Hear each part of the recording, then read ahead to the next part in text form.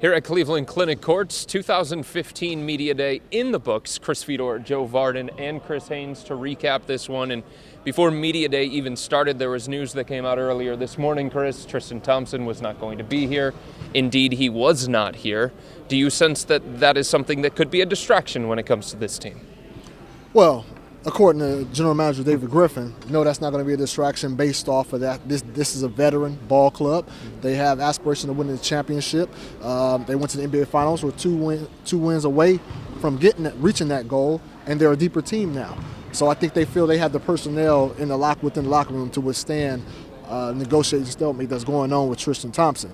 You ask me personally, yes, I do think it's a distraction because we're going to be asking every day, what's going on with Tristan Thompson? Where is he at? Where's negotiations going on? With the players, the coaches, they want to talk about, hey, how can they improve on the court? And they can't do that if Tristan Thompson's not here.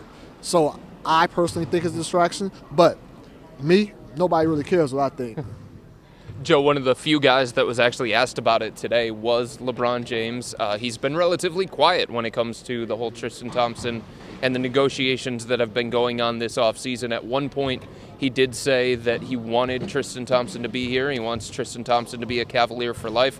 What'd you make of what LeBron had to say about Tristan today? Well, Chris, I asked LeBron about this in August in Sandusky, and then I asked him again today. And both times he uses the words both sides. And that is saying without saying that Tristan probably isn't going to get the max that he's looking for.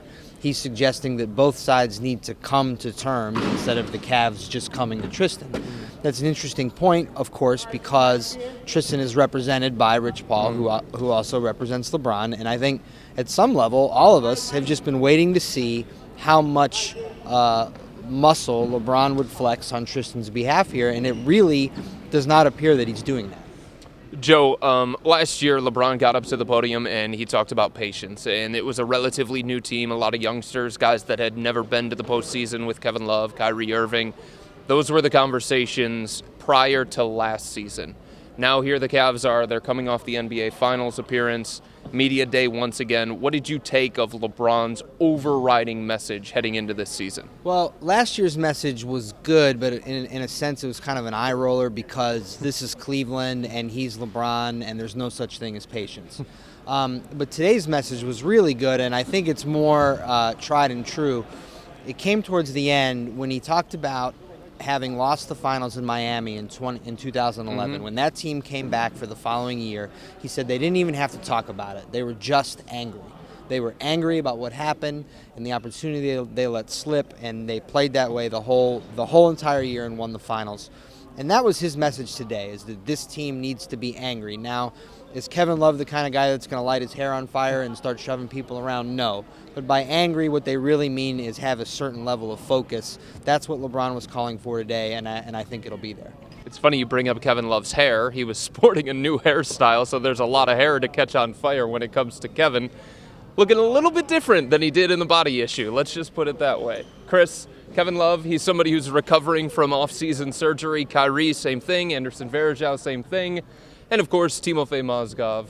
So where do these guys stand? Media Day is today, but training camp opens tomorrow. Well, Varejao said he can go out there and do everything.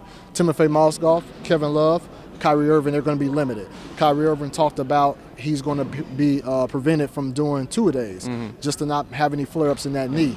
Kevin Love is still, he hasn't had body-to-body contact on that shoulder as of yet. So he's going to work gradually through the process and start off with pads. Pads hitting them, coaches hitting with pads, see how much that shoulder can take. So the Cavs, they're going to take this they're going to take a very cautious approach when they're talking about bringing these guys back full strength, because we all know it's about how healthy you are down the latter part of the season, and we've seen what happened last season.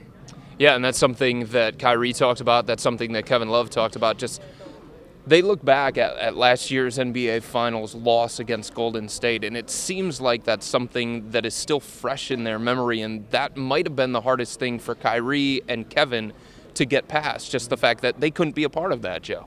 Oh, absolutely. I mean, that's something you live your whole life for. And that's what last year's team was brought together for. And then to not be able to take part in it, I mean, was devastating to them. And it's something they will personally carry into this year.